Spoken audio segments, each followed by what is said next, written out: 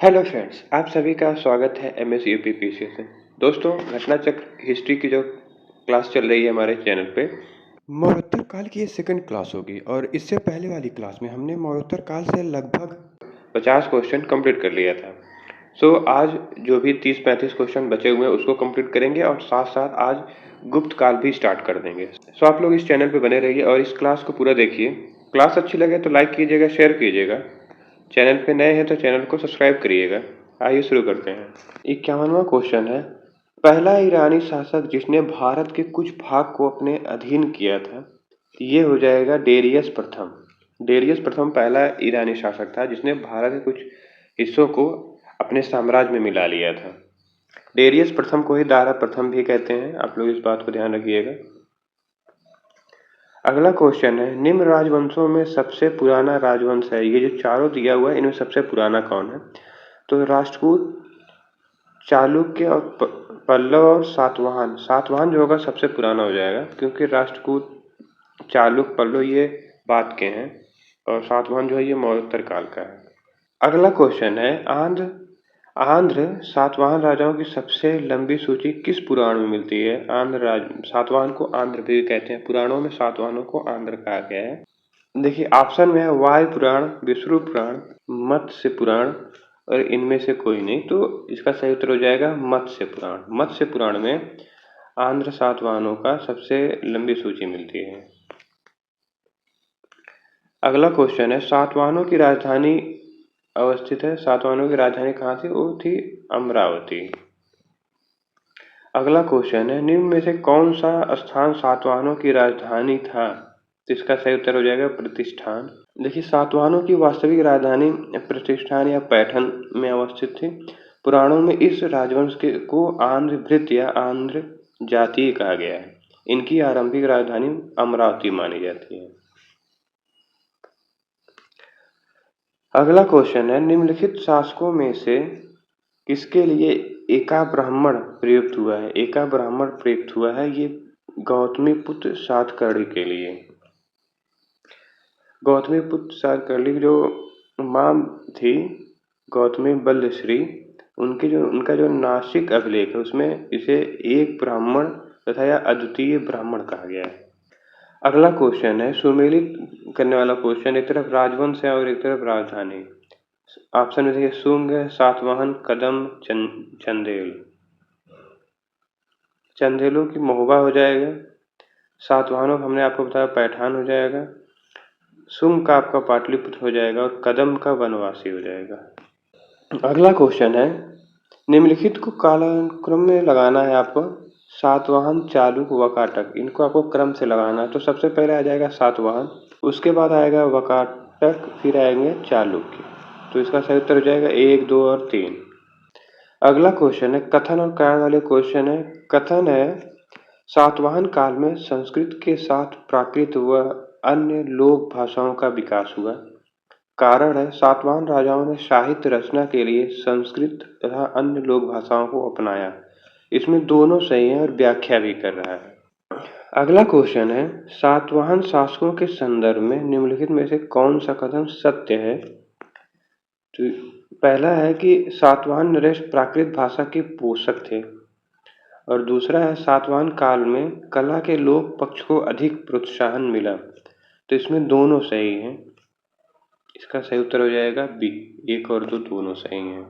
अगला क्वेश्चन है, निम्नलिखित कथनों में विचार करना, आपको बताना है कौन सा सही है। पहला कथन है, सातवाहन वंश की शक्ति क्षीण होने के बाद वकाटक वंश ने अपना राज स्थापित किया, ये ऑप्शन तो सही है। सेकंड ऑप्शन है, वकाटक वंश का पहला राजा प्रवरसेन प्रथम था, तो ये गलत हो जाएगा क्योंकि वकाटक वंश का जो संस्थापक था वह बिंद शक्ति था। अगला क्वेश्चन है, अगला ऑप्शन है, बिंद शक्ति प्रवरसेन का पुत्र है, ये भी क्वेश्चन गलत है क्योंकि प्रवरसेन जो है वो बिंद शक्ति का पुत्र था। तो इसका सही होगा सिर्फ एक ऑप्शन, इसका सही उत्तर हो जाएगा ऑप्शन से केवल 1। अगला क्वेश्चन है, निम्नलिखित में से किस स्तूप में आर्यक स्तंभ वाले मंच की विशेषता मिलती है? तो ये मिलती है आपका अमरावती से। अगला क्वेश्चन है, निम्नलिखित में से कौन सा युग में सही सुमेलित नहीं है? एक तरफ अभिलेख है उनसे संबंधित शासक, नासिक अभिलेख गौतमी पुत्र, ये सही हो जाएगा।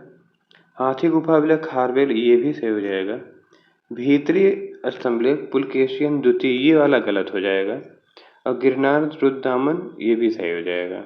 यहाँ पे जो ये भीतरी स्तंभलेख है ये गुप्त काल का है, संभवतः ये स्कंद गुप्त का है।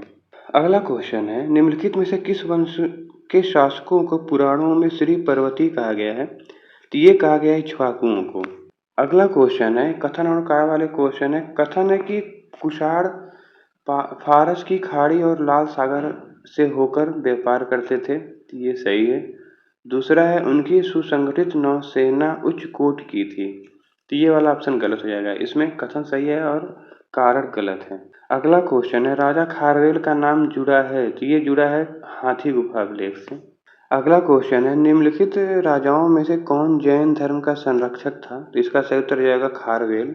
अगला क्वेश्चन है, कलिंग नरेश खारवेल निम्न में से किस वंश से संबंधित था? तो ये हो जाएगा चेदी वंश।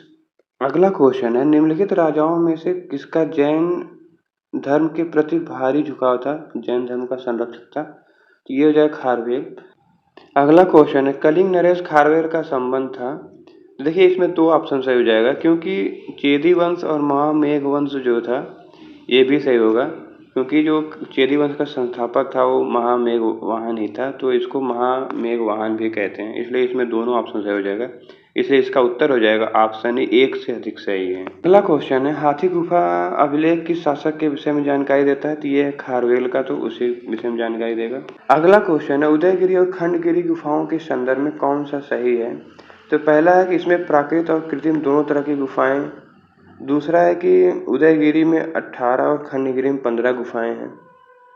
तीसरा है, खंडगिरी गुफाएं हाथी गुफा अभिलेख के लिए प्रसिद्ध है।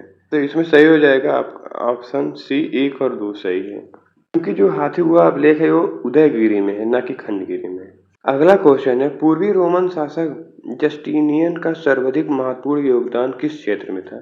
तो वो था विधि के क्षेत्र में। अगला क्वेश्चन है, पेरिप्लस ऑफ द एरिथ्रियन सी किसने लिखी? तो इसका लेखक जो अज्ञात है।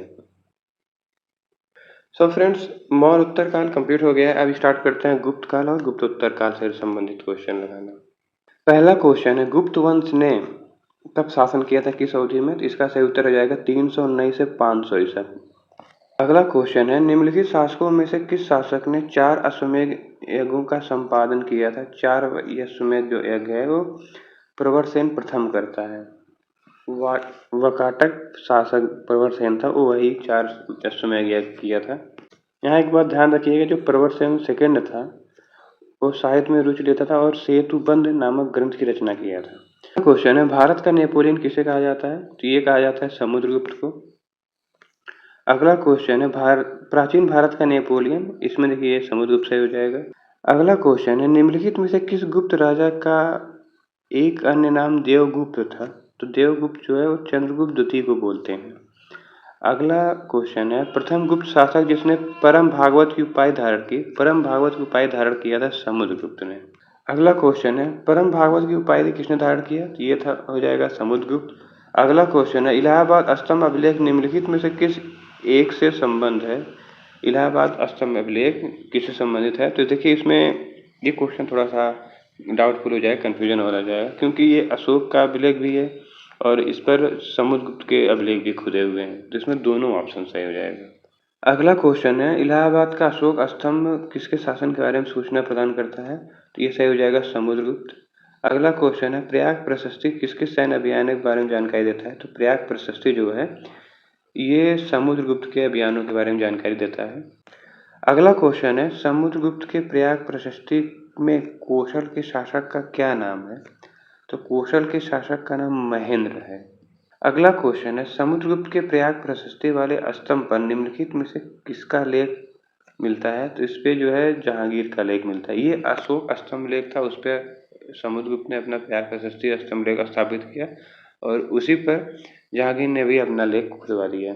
अगला क्वेश्चन है, पृथ्विया प्रथम वीर उपाधि किसकी थी? पृथ्विया प्रथम वीर उपाधि किसकी थी? ये था समुद्रगुप्त का। अगला क्वेश्चन है, निम्नलिखित कथनों पर विचार करना, आपको बताना है कौन सा सही है। पहला कि हरिशेर समुद्रगुप्त के दरबार का प्रसिद्ध कवि था, जी हाँ, ये सही है, इसने प्रयाग प्रशस्ति लिखी। दूसरा है, उसने देवी चंद्रगुप्तम महाकाव्य की रचना की, ये गलत हो जाएगा, देवी चंद्रगुप्तम उनका नहीं था। और तीसरा है, प्रयाग प्रशस्ति की रचना उसने की रचयिता वही था, इसका ये सही हो जाएगा। इसका सही उत्तर हो जाएगा ऑप्शन डी, 1 और 3 सही है। देवी चंद्रगुप्तम के लेखक हैं विशाख दत्त। अगला क्वेश्चन सुमेलित करने वाला क्वेश्चन, एक तरफ दक्षिण भारत के शासक दिए जो समुद्रगुप्त के समकालीन थे और उनके राज्य दिया हुआ है। देखिए ऑप्शन में धनंजय, नीलराज, उग्रसेन और विष्णुगोपा। तो हम आइए इनका देख लेते हैं कि किस राज्य से संबंधित थे। दक्षिण भारत के समुद्रगुप्त के समकालीन नरेश थे, तो कौन थे? धनंजय ये था कुशतलपुर का, नीलराज और मुक्त उग्रसेन जो था वो पालक का था, और विष्णुगोपा जो कांची का था। अगला क्वेश्चन है, दिल्ली की कुवल इस्लाम मस्जिद के प्रांगण में उन्नत प्रसिद्ध लौह स्तंभ किसका है? ये चंद्र का है, और यही चंद्र संभवतः चंद्रगुप्त द्वितीय था। अगला क्वेश्चन है, किस गुप्त शासक ने अपने बड़े भाई की हत्या कर सत्ता प्राप्त की? तो ये प्राप्त किया था चंद्रगुप्त द्वितीय ने। अगला क्वेश्चन है, कौन सा राजवंश हुड़ के आक्रमण से अत्यंत विचलित हुआ? तो ये होता है गुप्त। अगला क्वेश्चन है, हुड़ों ने भारत पर आक्रमण किया, तो ये करता है अस्कन गुप्त के शासनकाल में। और अगला क्वेश्चन है, निम्नलिखित में से किस गुप्त शासक ने हुड़ों पर विजय प्राप्त की? तो इसका सही उत्तर हो जाएगा अस्कन गुप्त।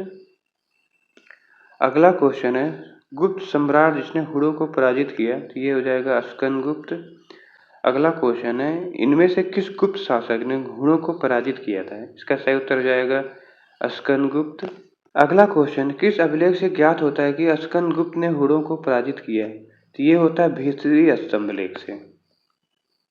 अगला क्वेश्चन है, गुप्त साम्राज्य के पतन के विभिन्न कारण थे।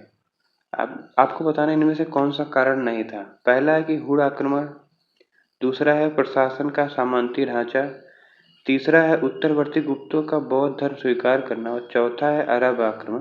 तो ये अरब आक्रमण वाला गलत हो जाए, क्योंकि उस टाइम अरब आक्रमण नहीं हुआ था। अगला क्वेश्चन है, शक विजेता किसे जाना जाता है? शक विजेता किसे जाना जाता है, किसे कहा जाता है? तो ये कहा जाता है चंद्रगुप्त द्वितीय को। तो फ्रेंड्स, हम लोग इस क्लास को यहीं पर एंड करते हैं।